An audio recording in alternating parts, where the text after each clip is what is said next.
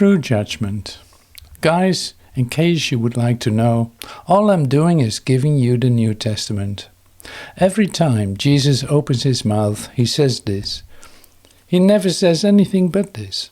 He never says anything but I represent in the entirety God. And you do nothing but attack and kill him. Is it that simple? Yes. Because he is a reflection of your mind. And you will see what you want to see in that association. Then answered Jesus and said unto them, Some of the greatest thing you will never ever hear. Verily, verily, I say unto you, the Son can do nothing of himself, but what he sees the Father do. For what things soever he does, these also does the Son likewise. John 5:19. I'm going to leave you here today. That's all you need to know. The interesting part about that is I have no concern about how you replicate it in your own mind. You can't sin. You can be mistaken in the purpose of yourself. It's about time you heard me, brother. You can be mistaken in the purpose that you give yourself, but you can't sin. It will always be over. You are always free to represent either yourself in your separation or yourself in your entirety. Have you got that? That's literally what this says. I'm going to read it to you once more. See if you can hear it. The Son can do nothing of himself, but what he sees the Father do. He has to see him do it first, because the Son believes that he is separate. When he sees that his power comes from God, for what things soever he does, these also doeth the Son likewise. For the Father loveth the Son, and showeth them all the things that himself doeth. And he will show him greater works than these, that ye may marvel. What that means is this. You accept miraculous works without realizing the entire power of God. And greater works than these, because there's always greater works. Can you hear that? There are always greater works. You're always limiting yourself in the power of your own mind. Are you the Son of God? Yes. Are you the Son of God in limitation? Yes, because you believe so. You cannot be more than you believe you are in your own mind. What an amazing teaching. And as you think, that's how it's going to be. It's a fact. I'll review the healing here. I want you to hear what he says to them. And they said Jesus was trying to make himself equal to God. And Jesus said, I am equal, and I am his only Son. That's what I am. He created me perfect, and I'm going to represent his perfection in a place where he is denied.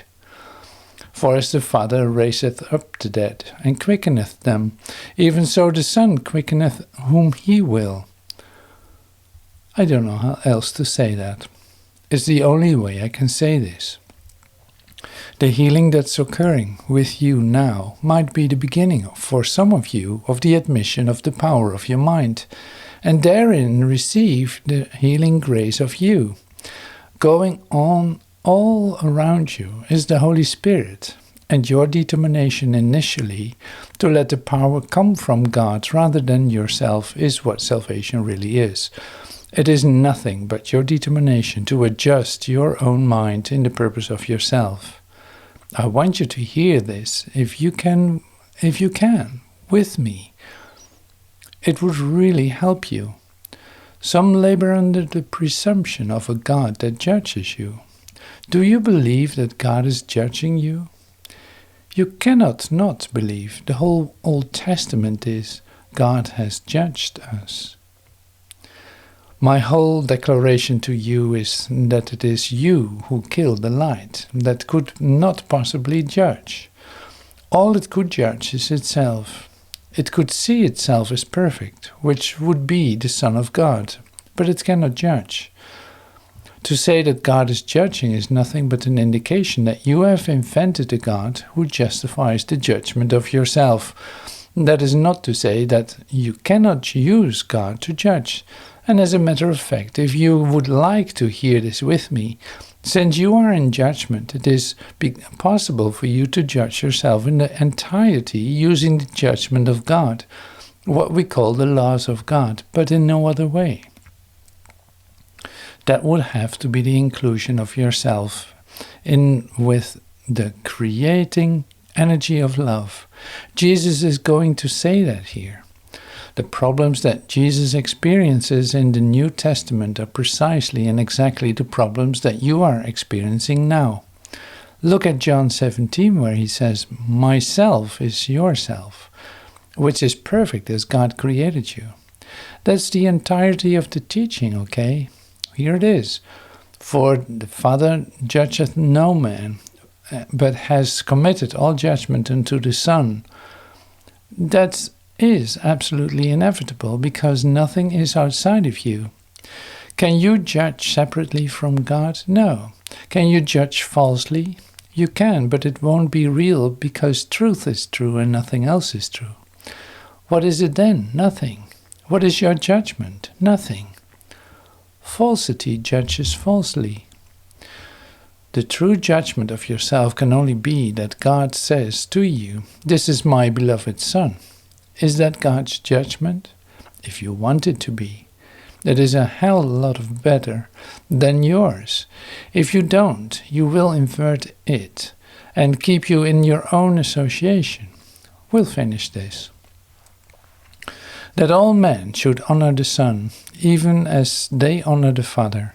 That is everything that I say. Everything that I'm telling you is right here.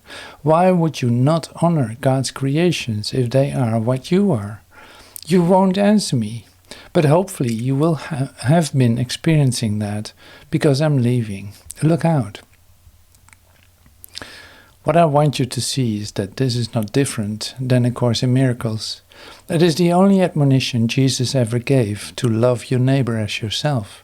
That's what that says. Can you judge him as perfect?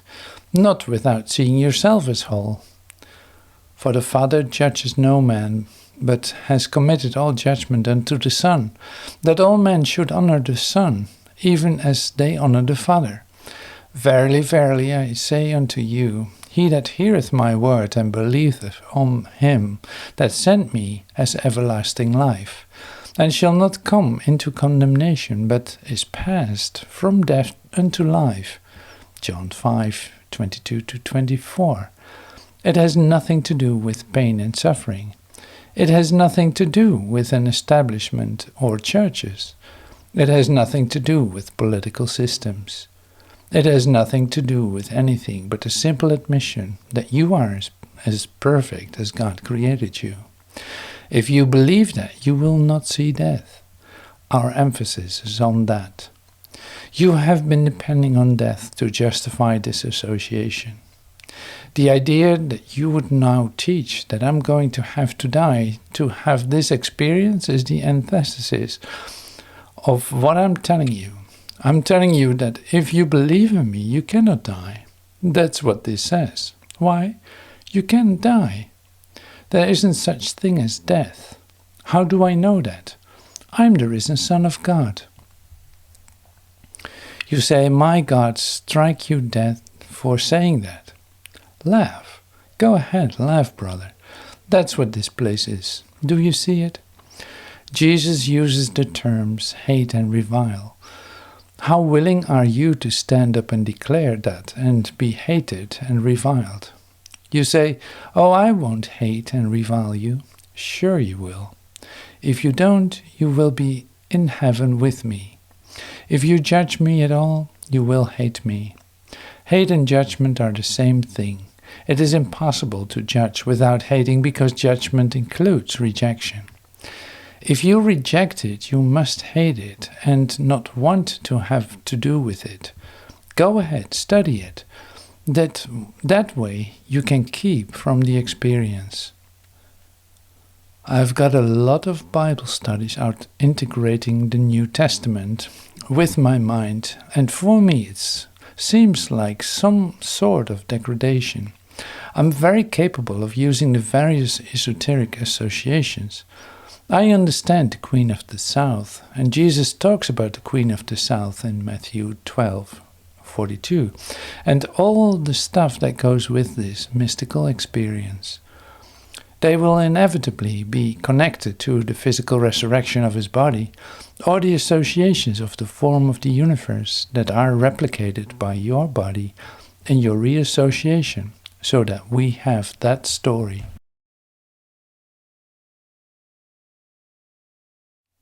The hour is coming, and now is. He that heareth my word and believeth on him that sent me has everlasting life, and shall not come into condemnation, but is passed from death unto life. Listen, verily, verily. Is that better than truly, truly? That means invariably. Invariably, it's a little better than truly, perhaps because it's invariable. It's an occurrence going on.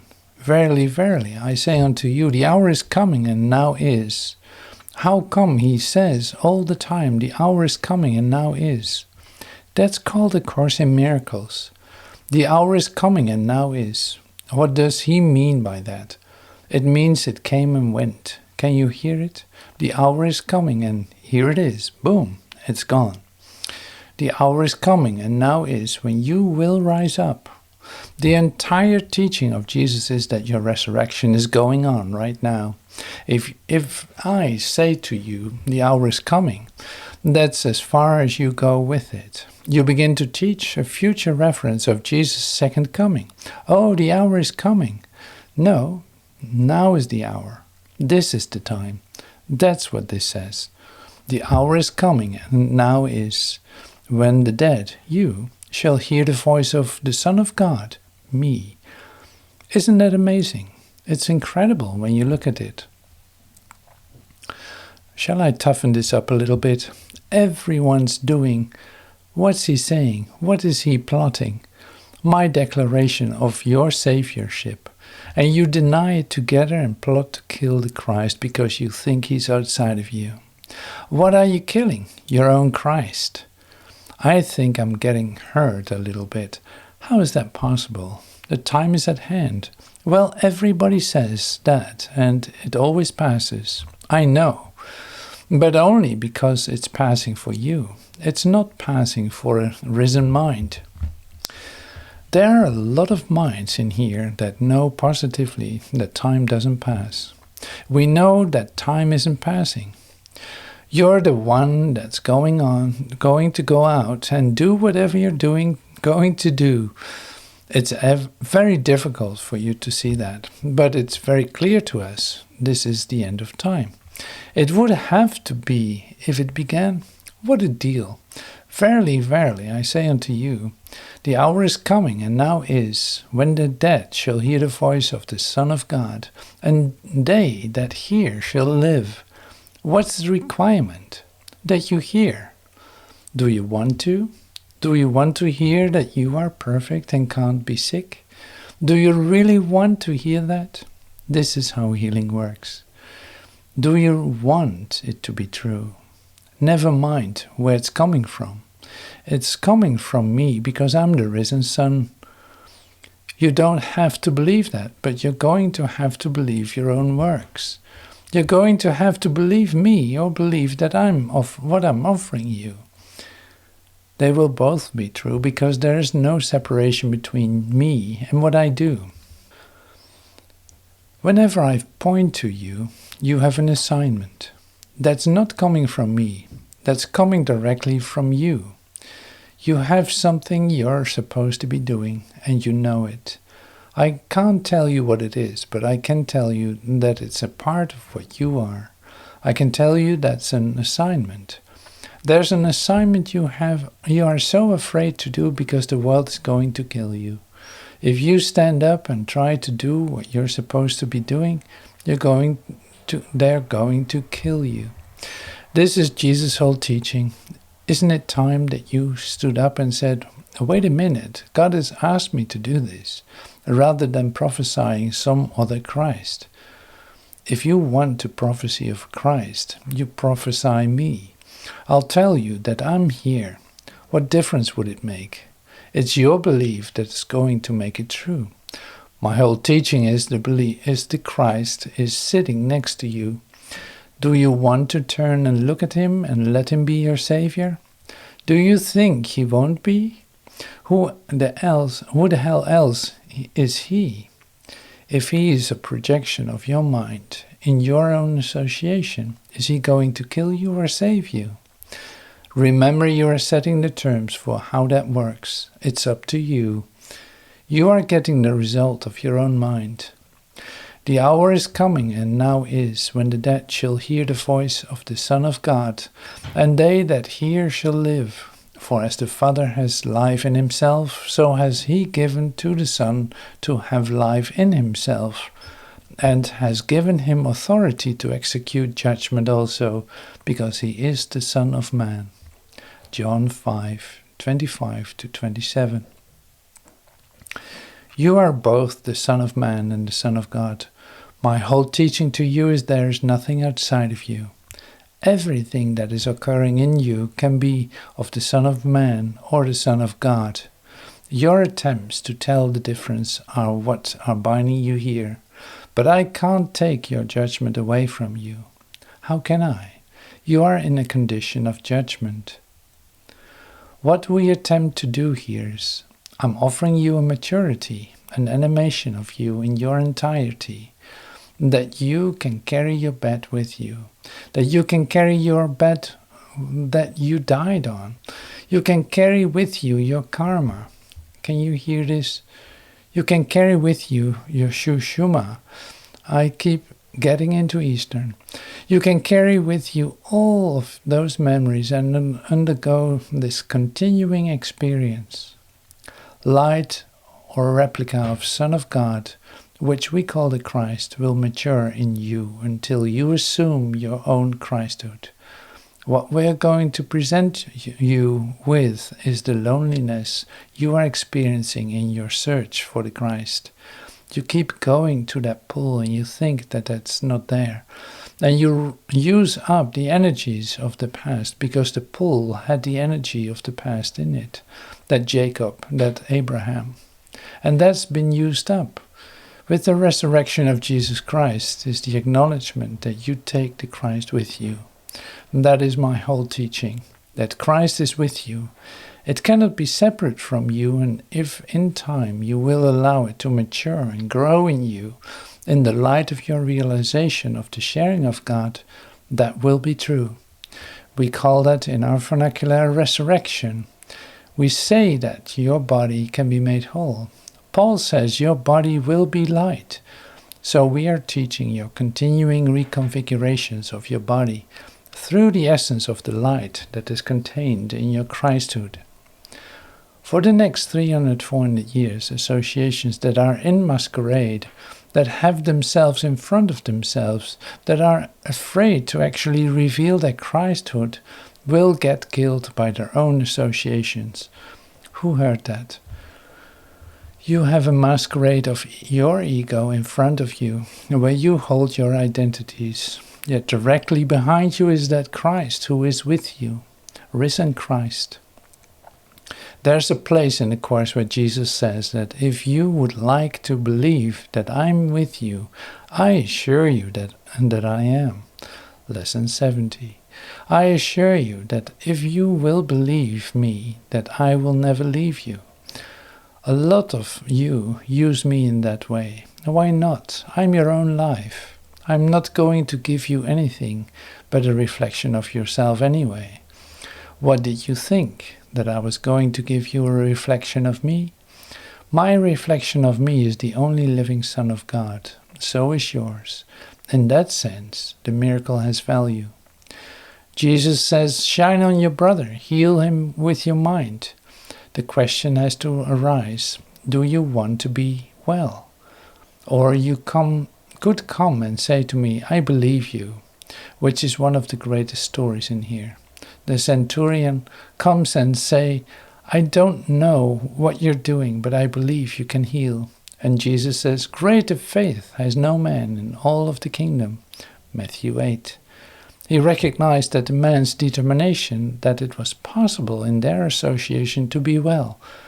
This is why we begin with the idea that the drama or the association of the action of space-time is where God is, and that the requirement of this teaching is that you stay active wherever you are in this world in the conversion of your mind. That is the crux, that each time you examine it, it's wrong. It's possible for you at this moment, you might hear this, where you suddenly say, wait a minute, what he means is my power comes directly from God, not through this. As altruistic and impossible as it may seem to the human condition, that's why the human condition is here. That's how the world has been established, by your mind. The world in this dream of death has been established by your mind. There's no world without you. There's no heaven without you. Matthew 16:19. What you bind on earth it will be bound in heaven. You don't like that, sir. What you bind in your own mind, you will bind out in the universe. What you free in your mind will be free in the universe. No alternative to that. A terrible, threatening solution, but what a solution. What a beautiful solution if it could be true. Well, it is true. How fearful it is. Yes, it's the fear of God. It's the fear of enlightenment. It's the fear of your own resurrection. Yet, he is risen. But let's not be telling me that he is risen and you are here. That's impossible. He is risen. That's a nice warrant, isn't it? He is risen, indeed. Indeed is your performance. You have a warranty deed that he is risen. It is warranted by God, and it's registered at the registry of deeds.